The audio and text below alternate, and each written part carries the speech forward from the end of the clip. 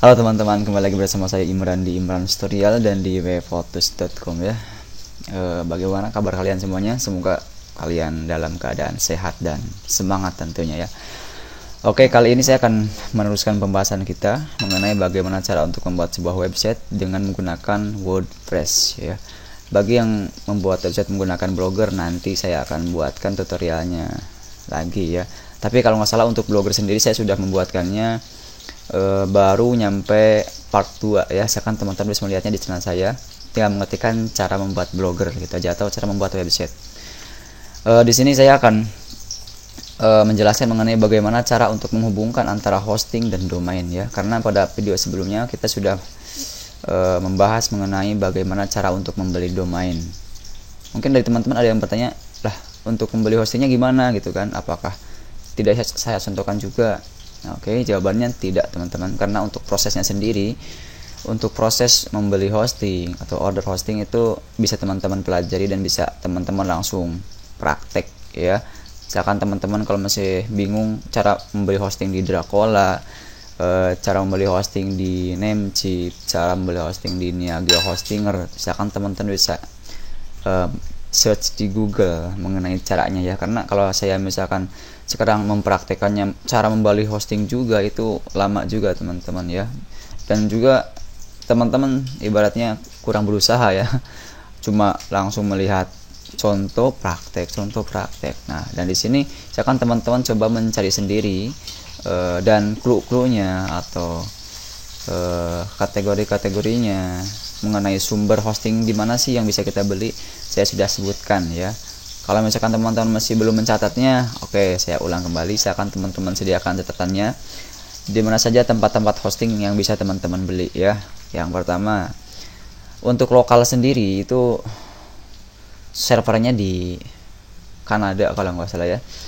Kita bisa beli di Niaga Hostinger ya. Biasanya di sana banyak sekali promo dan sangat cocok bagi teman-teman yang mempunyai budget minim ya, namun ingin mempunyai kapasitas hosting yang unlimited. Terus kalau misalkan kita mempunyai target luar gimana gitu kan, apakah kita boleh di Niaga Hostinger atau kita harus fokus di luar misalkan? Jawabannya adalah misalkan teman-teman bisa menggunakan lokal, tapi kalau itu pun kalau misalkan hostingnya ada yang cepat ya. Jadi di sini kita fokus untuk sistem loading website. Semakin hostingnya berada di tempat target yang kita tuju, itu semakin bagus teman-teman ya. Contoh, teman-teman mempunyai target untuk blognya itu di Jerman ya. Nah, alangkah lebih bagus kalau teman-teman memilih server hosting yang berada di Jerman, kalau misalkan teman-teman tahu ya.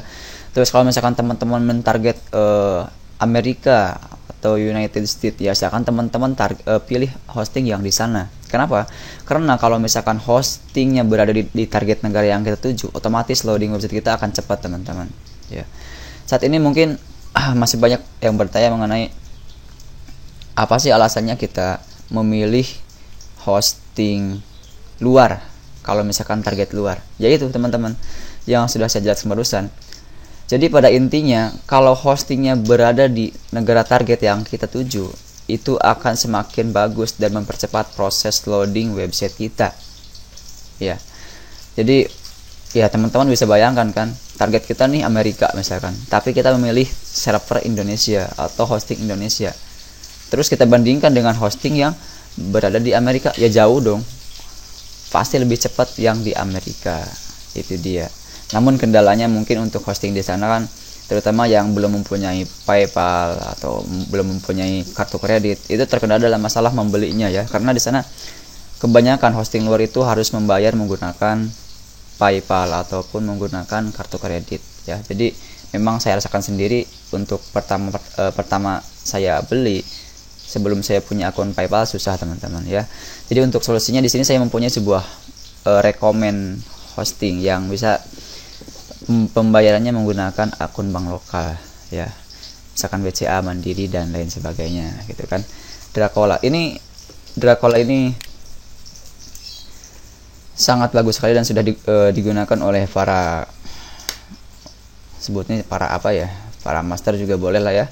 Intinya kebanyakan orang yang terjun di online yang saya tahu dan yang saya kenal itu mereka menggunakan Dracola. Oke, sebut saja misalkan Dani Alvin kan, dia, aduh, tunggu teman-teman, kita pause dulu ya, ada telepon. Mohon maaf teman-teman ya, barusan saya udah ada telepon dulu. Kita lanjut. Nah, jadi untuk Dracola ini cukup bagus ya, cukup rekomend untuk teman-teman yang mentarget luar ya. Mau itu targetnya Jerman, mau itu targetnya Amerika, mau itu Prancis, Spanyol. Untuk saat ini Dracola masih bagus teman-teman ya, masih terhitung cepat, mulai dari supportnya juga, mulai dari kualitas hostingnya juga bagus teman-teman itu. Untuk hosting yang lain sementara ini saya belum rekomend teman-teman ya, dikarenakan ya saya juga belum mencobanya teman-teman. Oke. Nah, untuk menghubungkan antara domain dan hosting, di sini ada beberapa poin penting yang harus teman-teman sediakan ya, dan harus teman-teman siapkan ya. Yang pertama, di saat kita membeli sebuah domain teman-teman ya, kita itu nanti akan mendapatkan akses untuk memanage domainnya. Itu ya. Maksudnya gimana, ntar saya jelaskan ya. Terus setelah itu, di saat kita membeli hosting juga kita akan mendapatkan data penting, yaitu name servernya. Nah, name server ini untuk apa sih gitu kan? Ini fungsinya untuk menghubungkan hosting ke domain. Jadi nanti name server hosting kita akan dipasang di pengaturan domain ya. Oke. Saya anggap teman-teman sudah membeli domain dan sudah membeli hostingnya juga ya. Di sini saya membeli hosting di Dracola sebagaimana yang sudah saya jelaskan untuk hosting rekomennya. Dan untuk domainnya saya membeli di Namecheap ya. Saya membeli Edge Domain ya, itu dia. Edge Domain di expired.com dan saya arahkan untuk membeli domainnya ke Namecheap. Oke. Jadi silakan terlebih dahulu teman-teman login ke akun Dracola teman-teman ya. Ataupun kalau misalkan teman-teman sudah menyediakan name servernya, jadi biasanya untuk name server ini dikirim oleh hosting, dikirim oleh penyedia hosting lewat email ya. Jadi silakan teman-teman bisa mengecek emailnya. Email untuk aktivasi hostingnya biasanya dikirim setelah kita melakukan proses konfirmasi pembayaran ya. Silakan teman-teman pisahkan, silakan teman-teman buat catatan khusus untuk penyimpanan name server ya, agar nanti kita cuma tinggal mengcopy-nya. Terus silakan teman-teman juga login ke Namecheap-nya ya, atau ke akun domain teman-teman ya. Kan teman-teman login.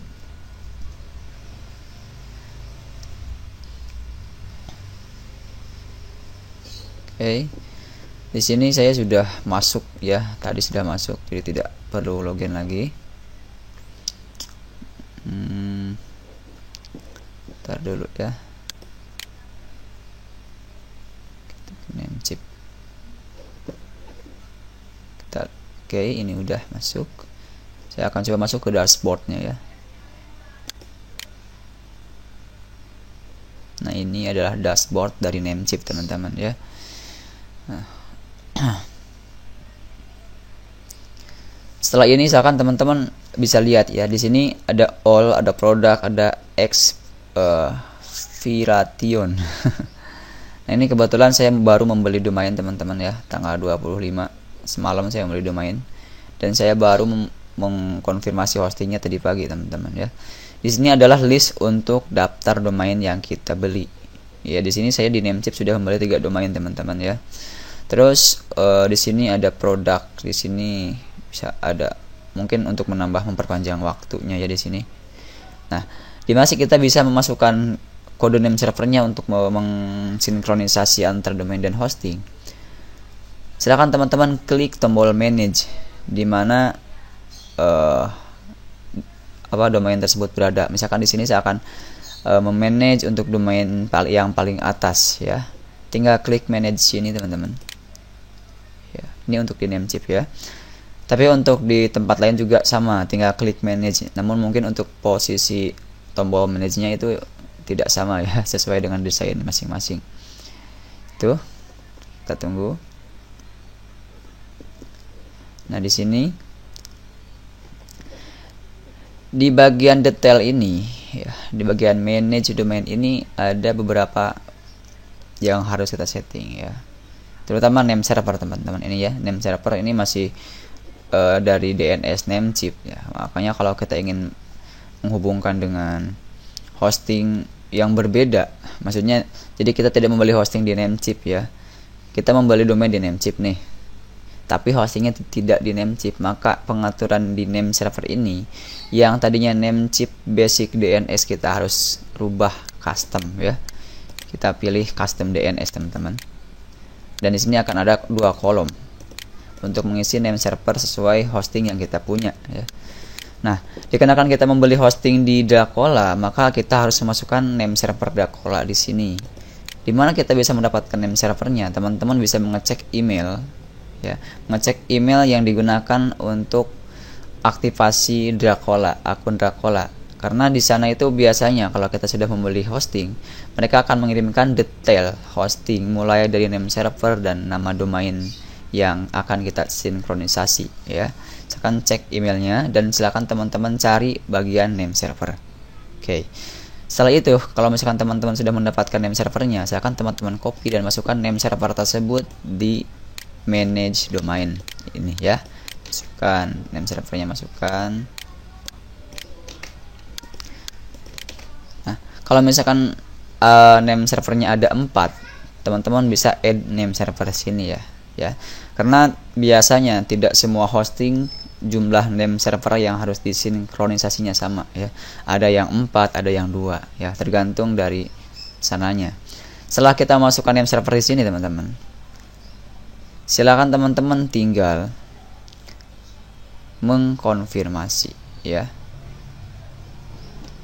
Di sini tunggu, takutnya ada beberapa bagian yang belum kita setting ya. Ini sudah, ini juga sudah, ini sudah. Delete enggak ya? Oh, ada domain, oke. Ntar kita coba cek yang lain ya.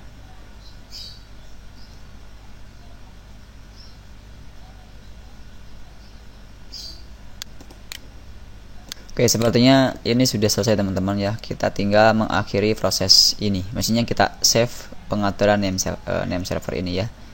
Tinggal mengklik tanda checklist ini ya, save. Kita tunggu.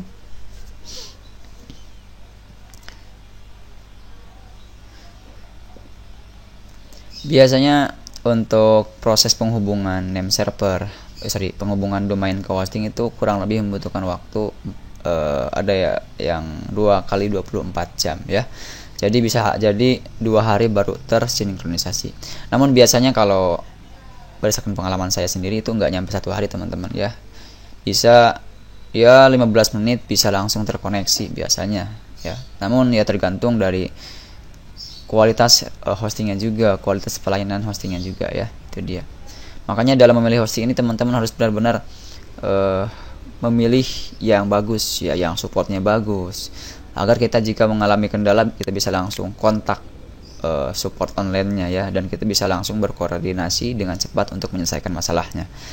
Nah teman-teman, untuk proses penghubungan domain ke hosting sudah selesai teman-teman ya. Jadi sangat simpel sekali untuk menghubungkan domain ke hosting, hanya kita cukup memasukkan name server hosting kita ke manage domain ya, ke bagian name server di manage domain yang kita punya. Baiklah teman-teman, semoga apa yang saya jelaskan pada video kali ini cukup bermanfaat ya, dan bisa teman-teman mengerti dan bisa langsung dipraktekkan ya. Bagi yang belum melihat video sebelumnya, silakan teman-teman lihat video sebelumnya dulu agar teman-teman bisa tahu ya, mulai dari awal kita membeli domain sampai mensinkronisasi antara domain dan hosting. Baiklah teman-teman, saya Imran di Imran Tutorial dan di webpotus.com. Sampai jumpa di video saya berikutnya. Salam sukses dan assalamualaikum warahmatullahi wabarakatuh.